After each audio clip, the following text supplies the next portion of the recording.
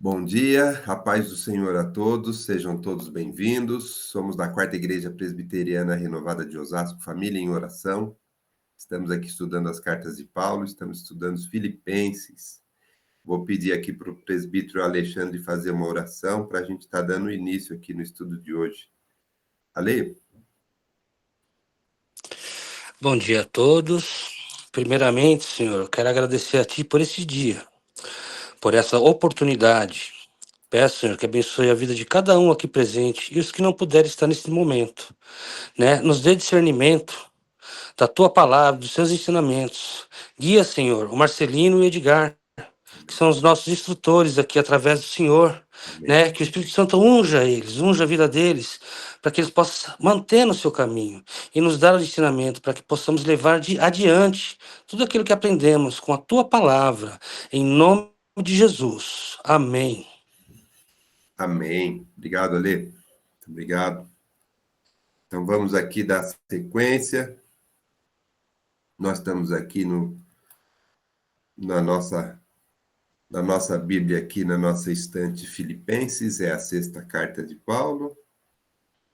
Dentro do nosso índice, a gente está na fase da leitura. Já falamos várias coisas sobre Paulo, que escreveu a carta, sobre o local, que é Filipos, a data, a ocasião, o que estava acontecendo na época, quando Paulo escreveu essa carta, né? Gosto também de sempre repassar aqui um mapinha, para mostrar onde está aqui Roma, que é onde ele estava preso quando estava escrevendo a carta. Mostrar também aqui Filipos, primeira cidade aqui na entrada da Europa, quando Paulo fez a sua segunda viagem missionária, foi a primeira cidade que ele visitou, ali que ele criou essa igreja, né?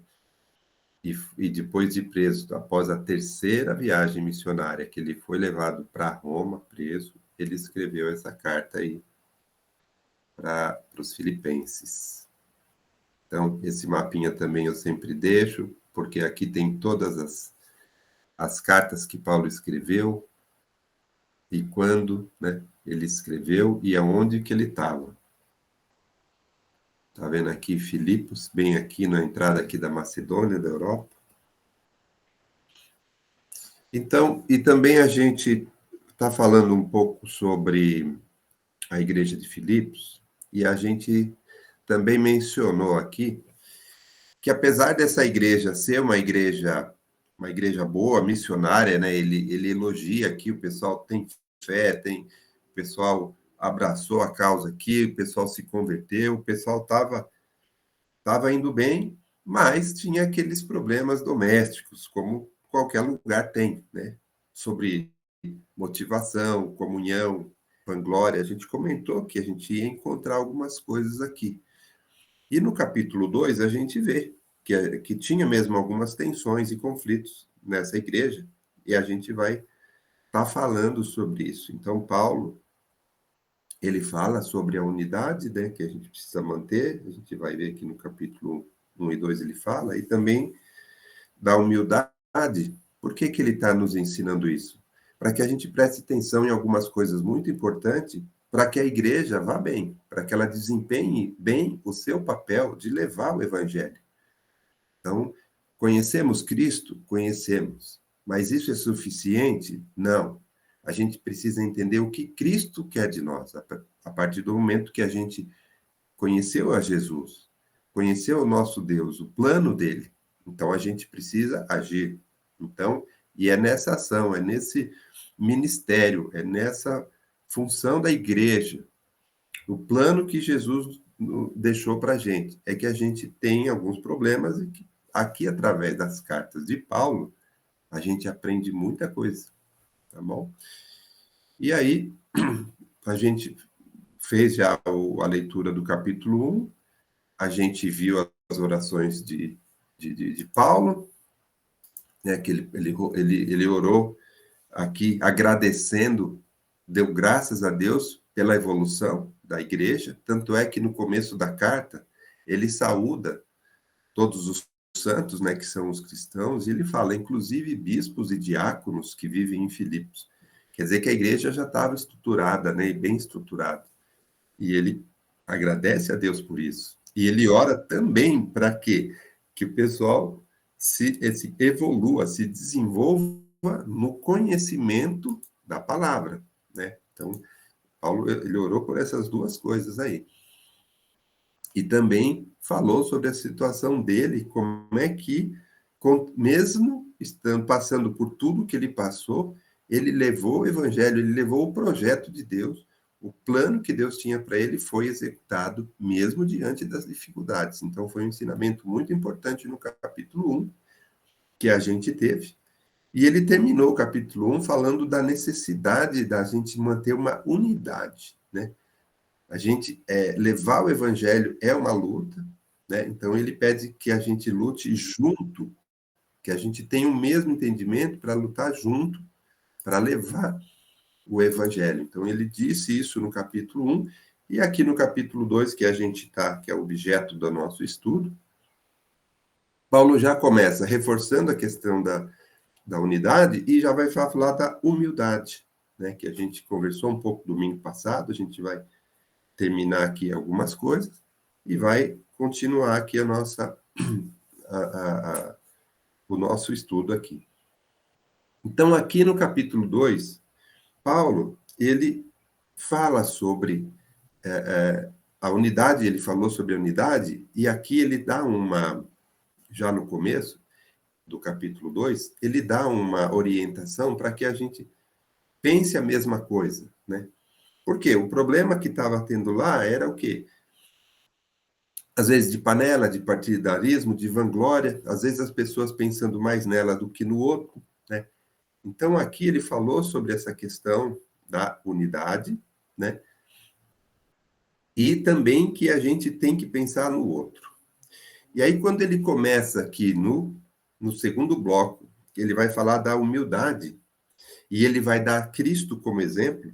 Então, aqui nós vamos ver 4 exemplos de humildade. Nós vamos começar por Jesus, né? E Paulo vai dar o mesmo exemplo dele, na sequência que a gente vai ler hoje. Vai falar também sobre Timóteo e Epafrodito. Nós vamos ver isso durante as nossas leituras aqui, tá bom? Então, o que a gente viu domingo passado, eu queria complementar, porque assim, essa carta de Filipenses, esse capítulo 2 aqui, principalmente esse bloco que a gente está falando sobre o exemplo de Jesus na questão da humildade, é um dos maiores estudos aqui da Bíblia sobre teologia, sobre Jesus. Então, é um ensinamento muito importante. Então, a gente vai estar comentando aqui bastante. Então, assim, eu fiz aqui algumas considerações que eu queria trazer para vocês, para reforçar o que a gente vem falando sobre esse primeiro exemplo, que é de Cristo, e que é de Jesus, que Paulo trouxe aqui. E aí, esse exemplo de humildade, Paulo já fala assim, já começa, tendo em vós o mesmo sentimento que houve em Cristo Jesus. Então, é importante a gente entender esse procedimento, essa atitude, como é que Jesus nos ensina sobre humildade, para que a gente tenha esse mesmo entendimento, esse mesmo pensamento, essa mesma vida, né? O caráter de Cristo em nós, né? Isso é muito, muito importante. Então, por isso que a gente vai estar reforçando. E eu trouxe aqui algumas, algumas leituras que a gente vai fazer hoje para reforçar isso. Bom, antes, Edgar quer falar alguma coisa? Deixa eu só fazer um comentário sobre só posicionar, né? Paulo, ele tinha uma preocupação grande com Filipos, né? Por ser uma igreja que estava estrategicamente numa posição, né, geograficamente muito importante ali, que é essa entrada da Europa, né? E essa região aí da Macedônia, que estava se desenvolvendo, né? Então, tanto a parte da Grécia ali também na parte de baixo. Então, tudo isso era muito importante para que entrasse na Europa, né, com vigor ali, com força a igreja, e bem organizada, né? E também porque, como ela era uma igreja que estava muito bem, né? Estava indo bem, estavam crescendo, estavam, né, desenvolvendo, ele tinha muita preocupação, porque quando alguma estrutura está indo muito bem, tem sempre gente interessada em pegar uma carona, né? sabe? E fazer alguma coisa que não convém, que não está de acordo com a obra de Deus, né? Então, pessoas estavam vendo aquela igreja como, opa, é aqui que eu vou me encostar para conseguir, né, ter prestígio, até ganhar algum dinheiro, ter politicamente, me sair bem, né, com isso e tal. E quando as outras igrejas que Paulo, né, teve que trabalhar, algumas não estavam tão bem e também não atraíam ninguém de interesse em extrair nada porque as igrejas não estavam bem. Eram, como diria, eram dor de cabeça ali, né? Era um problema, né? E ele tinha que ajudar, mas ali eles viram umas oportunidades e falaram, opa, é aqui que eu vou, né? Porque a igreja está dando, está crescendo. Então Paulo tinha essa atenção, né? Como a gente também deve estar ali bem atento. Quando a igreja está muito bem, está tudo muito bem, também não baixar a guarda, como diria, né? Continuar atento, porque é a hora que as pessoas vão se encostar. Algumas pessoas querem extrair, querem fazer coisas erradas no meio e se aproveitam de uma boa situação. Não de uma ruim, né? Mas às vezes de uma boa situação, né? Uma condição diferente. Então, Paulo era atento a isso também, né? Isso. Amém. Bom, então, aqui nesse bloco, onde a gente vê Jesus, ele é nosso exemplo, o primeiro exemplo que a gente vai falar aqui, depois vem os outros exemplos. Então, nessa questão da humildade, o principal é você pensar no outro e não em si mesmo. Então, Paulo já está repreendendo esse negócio do eu, que nem o Edgar falou, e de você querer ter algum interesse próprio, ou de algum grupo, né? Quando a gente fala de partidarismo, né? Interesse de algum grupo. A humildade é o contrário, é você colocar o outro em primeiro lugar. Você vai pensar no outro ao invés de pensar em si. Então, humildade é isso, e esse é um conceito muito importante. Porque quando você põe o outro na prioridade de si mesmo, aí sim o evangelho ele vai ter um sentido correto. Que é isso que Jesus vem mostrar quando ele fala de humildade. Por quê? A gente viu aqui, a gente leu nesse bloco. Jesus, a primeira coisa que ele fez, ele se esvaziou. Por quê? Sendo Deus, ele se esvaziou. Ele falou, não vou usar dessa minha situação. Então, ele se fez homem. Então, ele assumiu a forma humana. Então, ele, sendo Deus, se esvaziou. Assumiu a forma humana. Além disso, ele assumiu a forma humana. Depois, ele fez o quê? Assumiu a forma de servo. Aqui, ó, no versículo 7. Assumiu a forma de servo. E ele se humilhou, sim. Se humilhou perante Deus, perante o projeto de Deus. E ele foi obediente. A gente fala muito sobre obediência. Então, ele se humilhou até a morte. Que morte? A pior morte, que Paulo ainda fala, morte de cruz, no versículo 8. É a pior morte que tem, né? Então, ele mostra o exemplo de Jesus, e aí, por isso que ele falou ali no versículo 5, tendo o mesmo sentimento que houve em Jesus.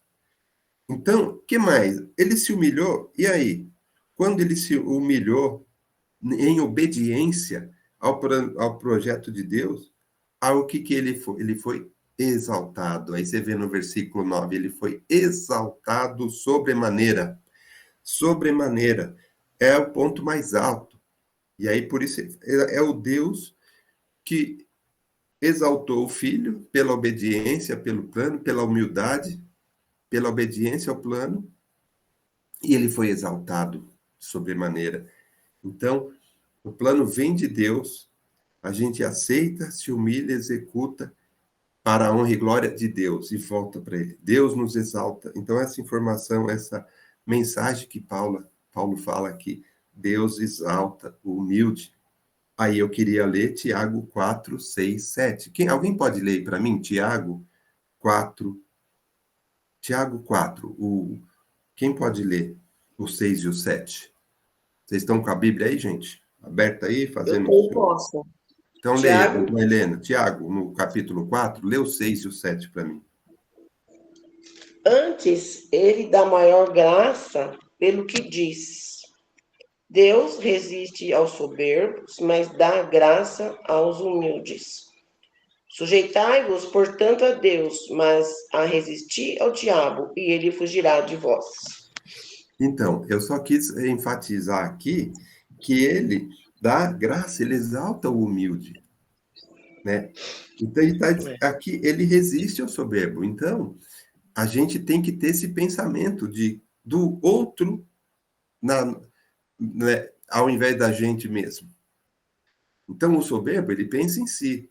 O humilde pensa no outro, no plano de Jesus, no ensinamento de Jesus para com o outro.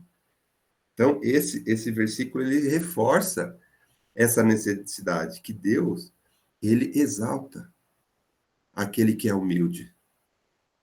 Eu estou falando aqui, não é ser bobo, não é ser bobo. A gente já sabe que ser humilde não é ser bobo. Nós estamos falando em se humilhar perante o nosso projeto, perante o nosso plano de Deus, perante a nossa responsabilidade, perante o nosso ministério, perante o outro.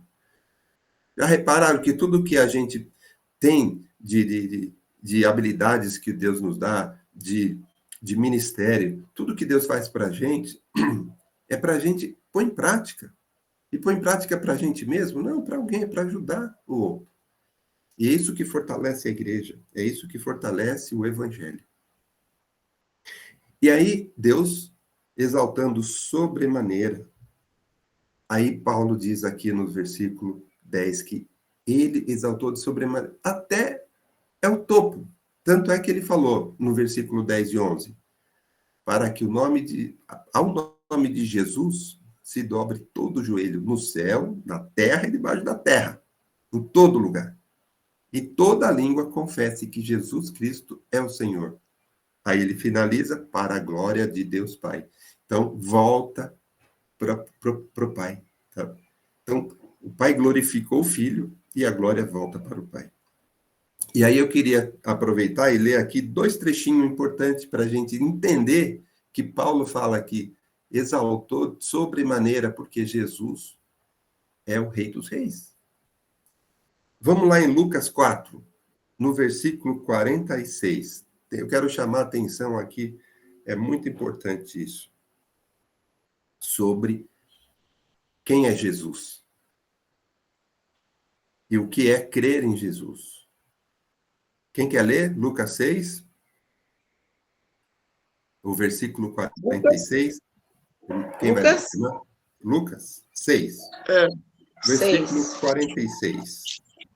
Tá, já estou lendo. 46. Peraí, tá aqui. Nossa, tá longe. Porque, é isso, né? Por que me chamais, Senhor? Por que me chamais, Senhor? Senhor, e não fazeis o que vos mando?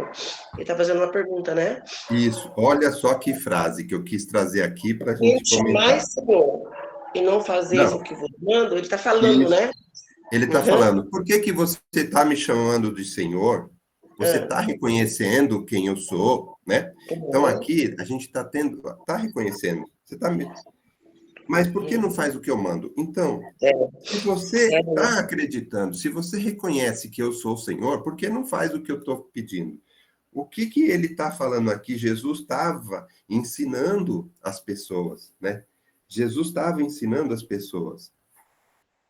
Inclusive, ele está falando assim, que é, quem vem a ele e ouve as minhas palavras, ó, continuando ainda na mesma que a irmã Helena falou aqui, só para a gente complementar o contexto, ele fala assim, ó, todo aquele que vem a mim e ouve as minhas palavras e as pratica, eu vos mostrarei a quem é semelhante. E aí ele faz aquela semelhança entre o homem que constrói a sua casa na rocha, que vem a tempestade e ela não cai, e o homem que constrói a sua casa na areia, que vem a tempestade e cai. Vem um momento difícil, ele não está alicerçado. Então, essas duas coisas que Jesus menciona aqui, que a irmã Helena leu aqui, é muito importante, ele está falando assim, tá bom, você está reconhecendo quem eu sou, mas se você não pratica, aí ele compara as pessoas. Então, gente, aqui quando Paulo fala, ele fala que Jesus é o Rei dos Reis, e ele fala que toda língua se confessará, todo joelho se dobrará diante de... É verdade, é verdade. Mas isto não é suficiente reconhecer. É quando a gente aceita Jesus, quando a gente confessa Jesus Cristo como Senhor. Eu já ouvi outro dia um pastor dizendo assim, que todo mundo quer reconhecer Jesus como seu Salvador, mas ninguém quer seguir o que ele pede. Esse é o próximo passo. E aqui Jesus deixa claro. Então, quando ele fala, nem todos que chamam Senhor, Senhor, entrará no reino do céu. Em outro lugar, ele fala isso, né? Não vos conheço. Como quem diz, não é só você reconhecer, é você praticar. Tem gente que fala, Senhor, já, né? Quero te seguir. Tá bom, então vem. Mas primeiro eu quero fazer isso, quero fazer aquilo, quero enterrar meus pais, eu quero fazer não sei o quê, que ainda tá... Então, e ainda nesse ensinamento, Jesus fala, ninguém que põe a mão no arado e olha para trás está apto. Quer dizer, você aceitou Jesus? Aceitou. Agora você quer vir? Essa aqui é a grande mensagem. Por isso que eu trouxe esse trecho aqui. Quando Jesus fala, nem todos que falam Senhor, Senhor, entrará no reino do céu. Então não é suficiente reconhecer-me como Senhor. Então ele fala, tem que conhecer a minha palavra e praticá-la. O pastor falou, quer falar, pastor? Você já comentou sobre obedecer, né? Não é suficiente só ouvir a palavra, não é suficiente só você falar que você já leu a Bíblia toda, você conhece a Bíblia toda. O que nós precisamos é colocar em prática aquilo que nós ouvimos, aquilo que nós lemos na Bíblia. Então, o que ele fala, muitos chamam de Senhor, Senhor, mas não obedece, né? Então, tem muita gente que fala que não, tem muita gente que fala assim, eu tenho muita fé, né? Essa expressão, tantas pessoas falam, eu tenho muita fé, mas na primeira prova você vê que não tem fé nenhuma, né? Então, aqui esse versículo é muito forte, né? Por que me chama Senhor e não faz o que eu mando? Então, é muito importante. Então, para chamar de Senhor, ele é aquele que é Senhor? Aquele que coordena a nossa vida. Então, ele é o nosso coordenador. Se ele é nosso coordenador, ele fala, ele vai para a esquerda, eu vou para a esquerda, vai para a direita, eu vou para a direita, segue reto, eu vou reto. É acompanhar o nosso coordenador, né? E muitos não. Quando começa a coordenar, ele fala, vai por aqui, fala, mas por aqui vai custar muito caro, né? Vai ser muito pesado. E desiste. Então, essa palavra aqui é muito forte, né, para nós aprendermos. Nós temos que ter segurança, fé, firmeza no Senhor. Não importa para onde Ele nos mandar, nós iremos, né? As lutas fazem parte da nossa vida, faz parte da nossa vida. E a luta, que às vezes nos leva até essa luta, serve de ensinamento para a nossa vida, crescimento espiritual e ampliar nossa fé. Amém. Amém. Edgar? E às vezes, pastor, isso até gera uma dificuldade da pessoa ler a Bíblia, né? Porque se ela começar a ler a Bíblia e descobrir o que é para fazer, aí já a coisa já complica. Então a pessoa fala, não vou nem ler, porque se eu ler, eu vou descobrir o que é para fazer. E aí eu vou ter que obedecer, ou não, ou jogar minha Bíblia fora. Então, quando o cristão começa a se envolver com a palavra mesmo, e ler e observar, ele tem uma mudança de vida, uma atitude de, né? Começa a se recompor, vamos dizer assim, né, como ser humano, ou ele para, abandona tudo e vai fazer outra, porque é assustador, né? Você vê, eu não sei como fazer. Você já leu a Bíblia? Está lá falando como é para fazer. Não, mas se eu ler, eu vou ter que fazer daquele jeito. E aí começa a complicar a vida dele, né? Não é muito fácil, não. Tem que... E tem pessoa que fala assim, eu já li a Bíblia toda, eu sei tudo. Eu já li, não, isso eu sei. Você sabe, e daí? Já colocou alguma coisa em prática? A prática, como a gente sempre fala, assim, a prática, né, ela dá um certo hábito, ela cria um hábito na pessoa, né? E a pessoa fala, eu vou mudar. Ela tem como a gente fala, né, Marcelino? A força de vontade de mudar. Eu vou mudar, eu vou mudar. Essa força de vontade, na primeira chuva, na primeira dor, no primeiro problema, a força de vontade vai embora. Mas o hábito, não. a pessoa tem hábito de ler e praticar, hábito de ler e praticar, hábito de ler e praticar. No momento certo, ela está tão habituada a praticar que ela não está preocupada se está chovendo, se está frio, se está dando dor, ela faz. Quando ela vai ver, ela já fez. Já viu aquelas coisas que às vezes você tem que arrumar alguma coisa, você vai lá e quando você vai ver, você já arrumou. Né? Então não deu tanto trabalho que você está acostumado a arrumar. Né? E tem gente que, como não pratica, na hora de praticar, ela não vou, não quero, vai doer, né? Não vou poder fazer. Então é o hábito que é mais importante, né? Habitualmente eu faço o que a palavra de Deus me ensina. Habitualmente, é hábito meu processar aquilo que eu estou aprendendo. E se você não faz, não adianta nada, né? Verdade. Fica na força de vontade, fica na emoção, na força de vontade, no pular, no gritar, aleluia e tal, mas só que na prática ele não faz o que a palavra manda. E É aí verdade. não tem jeito. Viu, Edgar? Apocalipse mostra para nós como é que nós vamos adquirir nossa felicidade. Como? Você quer ser feliz? Olha só, feliz, desculpa, ou bem-aventurado, que é a mesma coisa, aquele que lê. Opa, isso eu faço. Eu leio. Ah, vamos lá, vamos continuar. Tem uma vírgula aí, não é ponto final. Aquele que lê, aquele que ouve, olha só, tem outra vírgula aí. Não é ponto final. Agora vem agora. Ah, e pratica. Aí está o segredo, né? Agora pode pôr o ponto final. Amém. Amém. Bom, agora a gente vai ler esse próximo bloquinho, que Paulo falou da unidade, né? No capítulo 1, falou da necessidade da gente estar unido no mesma linha, né? No mesmo entendimento, para poder levar o evangelho, que é uma luta, sim, né? Para a gente levar esse evangelho. E aí ele fala sobre humildade, o primeiro exemplo que ele deu aqui é Jesus, que a gente falou bastante. Agora o segundo aqui do versículo 12 até o 18, vamos ler aqui, ó, do 12 até o 18. A gente vai ler agora e ele vai dar o exemplo dele mesmo, né?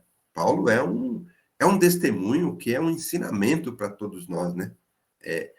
Conhecendo a vida de Paulo já é um ensinamento. Lendo todas essas 13 cartas que ele deixou para a gente, né? Mais ainda. Por isso que a gente está fazendo esses estudos. Então, eu vou ler aqui do 12 até o 18, que é o próximo bloco aqui do capítulo 2, onde vem um exemplo de Paulo. Depois do 19 para frente, ele vai falar de Timóteo, vai falar de Epafrodito também, né? Então, eu vou ler aqui do 12 até o 18, tá bom? Versículo 12. Assim, pois, amados meus, como sempre obedecestes, não só na minha presença, porém, muito mais agora na minha ausência, desenvolvei a vossa salvação com temor e tremor. Porque Deus é quem efetua em vós tanto querer como realizar, segundo a sua bondade.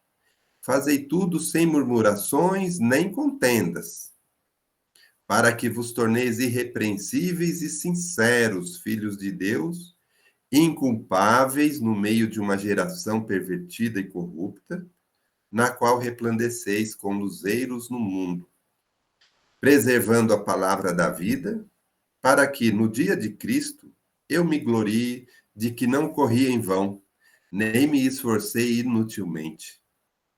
Entretanto, mesmo que seja eu oferecido por libação, sobre o sacrifício e serviço da vossa fé, alegro-me. E com todos vós me congratulo. Assim, vós também, pela mesma razão, alegrai-vos e congratulai-vos comigo. Então, irmãos, olha que interessante aqui. Então, Paulo, ele fala aqui, como sempre obedecestes, que é, então, aquilo que a gente falou, né? A igreja está indo bem, não é uma igreja, né? É uma igreja que estava se desenvolvendo, né? Tanto na presença de Paulo, quando ele estava lá, como também na ausência. Mas ele está falando aqui, ó, desenvolvei a vossa salvação com temor e temor. Ele está dando um conselho para que eles andem com temor e tremor. Precisa ficar atento, senão desvia do caminho, porque senão sai fora do caminho correto, né? E ele fala também da atuação de Deus na gente, para poder realizar a vontade. Então, a gente precisa se colocar à disposição, a gente precisa não só crer, mas a gente precisa aceitar e se colocar à disposição para que Deus venha trabalhar na nossa vida através do Espírito Santo, para que a gente cumpra o propósito real que Deus tem para a gente. Senão a gente vai deixar nossos ministérios, nossas habilidades, tudo que a gente ganhou aí, vai deixar sem função, né? Então, e Paulo já está falando aqui, vamos nos colocar à disposição de Deus, colocarmos à disposição no plano que Jesus tem para cada um. E aí ele fala no versículo 14, só que fazei tudo sem murmurações e nem contendas. Então a gente tem que fazer as coisas e a gente tem que evitar as reclamações e as contendas, né? E tem muita gente que faz muita coisa e reclamando, né? Ou então fica reclamando de coisa que às vezes não é o cerne da questão. É uma coisa pequena, isso tem em qualquer lugar.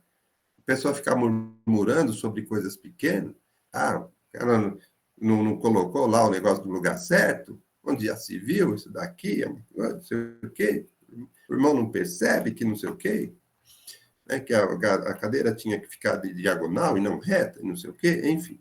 Mas a gente precisa saber, né, não ficar murmurando e ajudar nas questões, ajudar o outro, entender, ensinar, aprender, sem murmurações e sem contendas, para que vos torneis irrepreensíveis e sinceros. Paulo, ele usa muito isso para falar de sinceridade, de irrepreensão, né? Que a gente tem que ficar irrepreensível, porque a gente tem que estar inculpável. Ele também gosta muito de usar essa palavra de inculpável. A gente tem que ter o quê? Santidade na obra. Santidade na obra. Fala, Edgar. A gente tem aí a colocação dele na questão de você estar obedecendo quando ele estiver por perto ou não, né? Isso é muito importante nos dias de hoje, o tempo que a gente vive. Você está servindo a Deus, mesmo que, vamos dizer, exemplo, o pastor não esteja perto ali. Está ali o pastor olhando, você está arrumando, pintando, cantando, louvando. Aí o pastor vira as costas, você já vai fazer outra coisa, vai ver como está o jogo lá no celular, vai fazer alguma outra coisa. Então a gente tem comportamentos diferentes de acordo com quem está por perto, né? De acordo com o ambiente. O ambiente é propício que você esteja com cara de cristão, né? Todo mundo olha para você e fala, nossa, é um homem de Deus. Quando não está por perto o seu líder ou alguém que, né, que é importante que esteja vendo o que você está servindo, aí você se comporta de maneira diferente, né? Isso é interessante. Também tem uma coisa que eu acho interessante, não todo, mas assim, essa região de Filipos, ela tinha muitos soldados aposentados, né? Não sei se você lembra de nós pesquisamos. Sim, romanos. É uma região, os romanos que quando estavam meio para aposentar do exército, alguma coisa assim, eles iam para essa região, que era uma região interessante, boa, próspera ali, né? E eles iam para aquela região. E o exército tem muito disso, de ter um comandante e você se portar de acordo com a presença do comandante ou não, né? Você bate continência, você age de uma tal maneira, tal, porque aquele comandante está perto. Então, imagino que também, conhecendo isso, Paulo deve ter feito uma observação, olha, quando seu comandante estiver perto, se comporte bem. Quando ele não estiver perto, se comporte bem também. Então, outras pessoas tinham essa noção de exército que era muito forte, né? Que tinha um comando e eles, né, agiam de uma maneira com o comando e tal, né? Então ele também deve ter ficado atento a isso. E a igreja também era composta de pessoas que estavam por ali, que eram filhos de generais, filhos de soldados do exército romano, parentes né? Então eles tinham essa noção de comportamento, né? Pastor Vanderlei? Bom, o Edgar falou alguma coisa, falou comigo, ele falou de aposentado, né? Então, eu quero saber onde é esse lugar aí, Edgar. E também de jubilado. Não tem chefe por perto, né, pastor? Não tem chefe do lado, né? Aposentado, jubilado, o que mais, Edgar? Tem mais alguma coisa? Você fica procurando o chefe e não tem chefe para, né? Oh, meu Deus. Mas aqui tem essa palavra aqui que eu acho muito interessante também, logo no 14, que fala assim, fazei todas as coisas. Olha só, é importante fazer tudo, né? E agora depois tem, mas sem murmuração né? Porque tem pessoas que trabalham na igreja, mas murmuram porque trabalham na igreja. Não é verdade? Então, trabalhar na igreja é uma bênção, é louco. Sabe, está agradecendo a Deus por aquilo que Deus é na sua vida. E tem muita gente já habitando, só eu que trabalho na igreja, só eu que faço isso. Aí não vale nada. Faça e glorifique a Deus, e a recompensa não é do pastor, não é de ninguém, a recompensa vem do Senhor. Faça tudo sem murmuração. Porque só eu que faço isso, só eu que trabalho, só eu, né? Só eu como pastor, né? Não tem ninguém para me ajudar. Não, faça e fale com Deus. Sem murmuração. Amém? Amém. É verdade. E sem contendas também, né? Porque isso é também Marcelino. importante, que às vezes... Contenda ainda é pior que a pessoa faz, aí vem cobrar do outro. Mas você não faz nada, você vai... Nossa! Então, aí cai tudo por terra, né? Tem contenda porque ela pensa. Não dá, faça e glorifica a Deus. O importante também é a questão do fazer e não ser uma coisa... Desculpa, Marcelino, estou entrando. Não. Você fazer, mas não por ativismo. Tem muita gente que quer o tempo todo estar ativo e fazendo coisas. Eu faço tudo, tal. Peraí, tem coisas que você precisa fazer, tem coisas que o irmãozinho precisa fazer, tem outros que você pode delegar, né? Falar, me ajuda aqui, faz ali. Não é ativismo de chegar e eu tanto canto, toco, pode fazer isso, pode, não é um problema. Mas às vezes você pode delegar algumas coisas. Você não se sobrecarregar para ficar reclamando, porque você começa a pegar tudo na igreja. Eu estou falando porque às vezes acontece, né? Você vê coisas para fazer, ninguém faz, você vai e faz, né? Mas assim, às vezes a pessoa talvez possa delegar, possa pedir para alguém, me ajuda ali, faz aqui, faz ali, vai fazer aquilo. Porque o ativismo também causa essa murmuração. Quando você tem que fazer tudo, aí você chega uma hora que cansa e fala, não aguento mais, eu estou fazendo tudo na igreja. Então isso pode gerar murmuração sua. Não uma murmuração de falar, tá em vão. Não, é que é verdade, você está mesmo fazendo tudo, está sobrecarregado. E um monte de irmãos que talvez não estejam fazendo nada. Então tente delegar isso devagarzinho, para que todos trabalhem na obra de uma maneira em que não fique pesado para ninguém, né? É verdade. Viu? Às vezes a pessoa está até esperando de você vir falar com ela, né, para ajudar, né? Estou esperando, né? Está esperando você não fala. Se chegar assim e falar, olha, me ajuda aqui a montar tal coisa, e a pessoa fala, vou lá montar, e vai com alegria. Mas ele fica meio ali e fala, puxa, nem todo mundo tem iniciativa, né? Nem todo mundo, não é comum. Alguns têm mais iniciativa, assim, né? Opa, vou lá, quero fazer. Outros não, ficam ali quietinhos. Se alguém fala, vem, pega isso aqui, eu vou. Né? Meu Edgar, mas agora eu louvo a Deus pela nossa igreja, né? Não é confete, né? Mas a nossa igreja tocou a trombeta, vamos fazer isso, se aparece tanta gente para ajudar. Eu louvo a Deus, né? Ontem, por exemplo, as criançadas, né? Vai fazer o bazar, tanta gente, né? Vai fazer a feijoada, todo mundo ajudando, né? Vai viajar, todo... Louvado seja o nome do Senhor pela nossa igreja, né? Verdade. Que tem pessoas dispostas. Tocou a trombeta, já está todo em prontidão. Pode falar o que é. Comigo mesmo. Oh, glória Vamos tomar a Deus. aquele café, né, pastor? Vamos tomar aquele café, a gente corre lá. Vamos tomar um café na casa do Marcelino, na casa de Gás. Todo mundo pronto. Corre todo mundo lá, né? É verdade, viu? E aí, Amém. eu acho... Glória a Deus, né? E aí eu acho interessante... Deixa eu tirar esse avisinho aqui do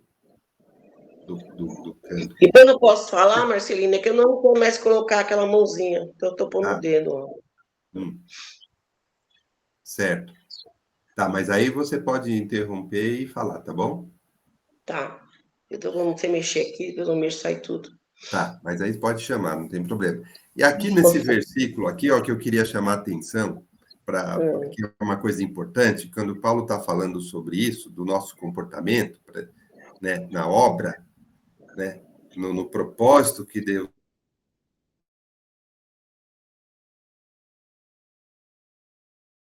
Tudo sem murmuração, sem contenda, para que a gente seja inculpável, né? E aí ele fala sobre o nosso comportamento, tudo mais, e aí ele fala para que sejamos inculpáveis no meio de uma geração pervertida e corrupta, aqui no versículo 15, na qual resplandeceis como luzeiros no mundo. Então eu quero chamar a atenção aqui que a gente nosso testemunho, ele está sendo visto e influenciando pessoas. Então, ele deixa claro que a gente precisa ser luz no mundo. Então a gente tem que agir da forma certa, a gente tem que fazer as coisas pela razão certa, a gente tem que testemunhar através da nossa ação, quando a gente põe a palavra em prática, a gente tem que ter cuidado com isso, mesmo na obra, tá vendo? Aqui Paulo está falando, a gente está fazendo a obra, mas está fazendo murmurando, está fazendo brigando, está errado. Por quê? Porque como é que você vai fazer, né, deixar transparecer para quem está vendo isso, como que funciona?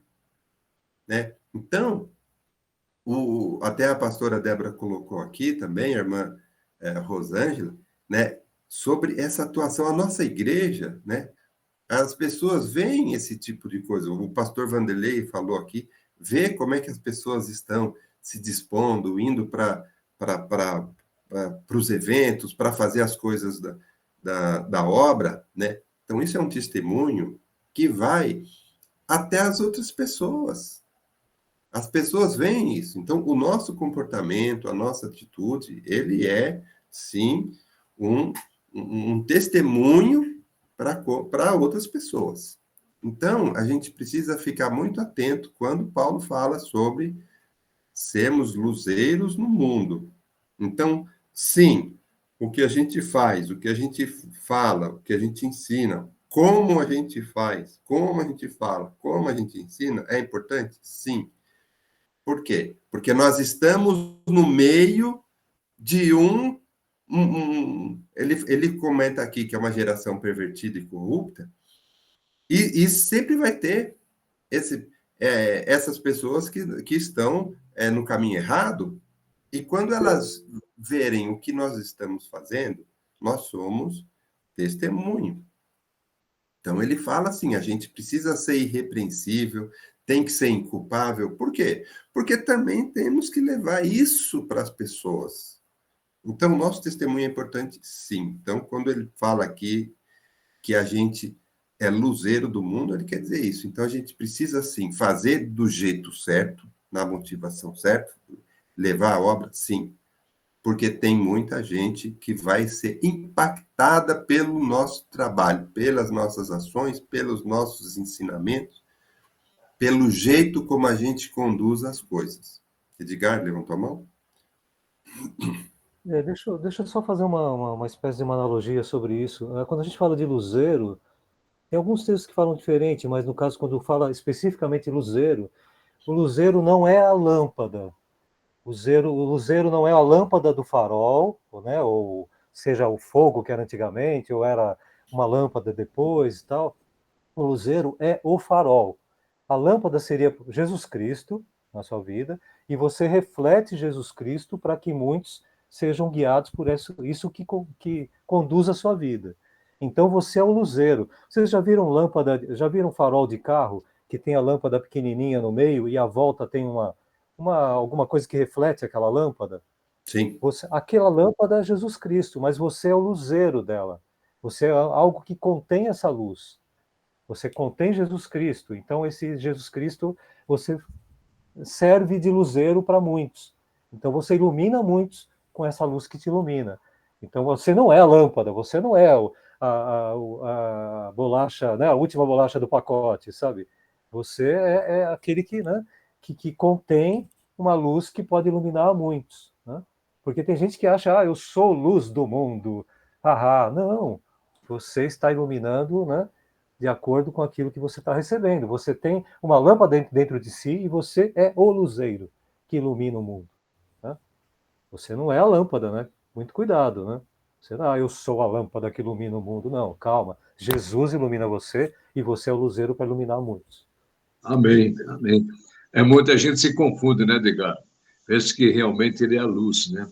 A luz do mundo é Jesus. É a luz do mundo. E quanto mais essa luz brilha na minha vida, mais vai refletir esse luzeiro. É verdade. Você é luz do mundo porque você tem Jesus, né? E por isso você é a luz Ele vai brilhar. do mundo. Nós somos um instrumento, né, Edgar? Instrumento. Você é a luz, mas não é a lâmpada, né? Isso. Na verdade. É Você é um verdade. instrumento, né? Sem a lâmpada, né, não tem luz, né? É verdade. Isso aí.